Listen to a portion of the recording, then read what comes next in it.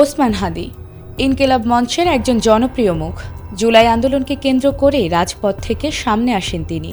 শুরুতে একজন সক্রিয় আন্দোলনকারী হিসেবে যুক্ত থাকলেও সময়ের সঙ্গে তার স্পষ্ট বক্তব্য ও আন্দোলনের সংকটময় মুহূর্তে সরব উপস্থিতি এবং দাবি তুলে ধরার দক্ষতার কারণে আজ তিনি নির্বাচনে স্বতন্ত্র প্রার্থী।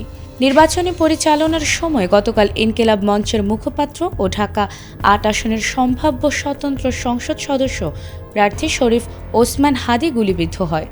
শুক্রবার জুমার নামাজ শেষে ফেরার পথে রাজধানীর বিজয়নগর বক্স কালভার্ট এলাকায় মোটরসাইকেল আরোহী কয়েকজন দুর্বৃত্ত ওসমান হাদিকে লক্ষ্য করে গুলি ছুড়ে পালিয়ে যায়। ইতোমধ্যে পুলিশ ঘটনাস্থল পরিদর্শন করে এবং সেখানকার সিসিটিভি ফুটেজ পর্যালোচনার মাধ্যমে জড়িতদের শনাক্ত ও গ্রেফতারের প্রচেষ্টা অব্যাহত রেখেছে। এ বিষয়ে ডিএনপি কমিশনার শেখ মোহাম্মদ সাজ্জাদ আলী জানান, ওসমান হাদিকে গুলি করা সন্ত্রাসীদের শনাক্ত করা হয়েছে ও তাদের গ্রেফতারের বিষয়ে কার্যক্রম অব্যাহত আছে। গুরুতর অবস্থায় তাকে ঢাকা মেডিকেল হাসপাতালে নেওয়া হয় এবং সেখানে জরুরি অস্ত্রোপচার করা হয়।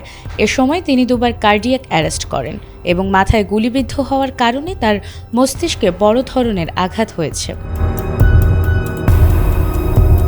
ঢামেকের পরিচালক ব্রিগেডিয়ার জেনারেল মোহাম্মদ আসাদুজ্জামান জানান, ডান দিকের কানের উপর দিয়ে গুলি মস্তিষ্কে আঘাত করে। শুক্রবার বিকেলে তার অবস্থার অবনতি হলে পরিবারের ইচ্ছায় তাকে রাজধানীর এভারকেয়ার হাসপাতালে স্থানান্তর করা হয়। বর্তমানে সেখানে তিনি আইসিইউতে চিকিৎসাধীন অবস্থায় আছেন। চিকিৎসক জানান, অবস্থায় স্থিতিশীল হলেও এখনও তিনি শঙ্কামুক্ত নন।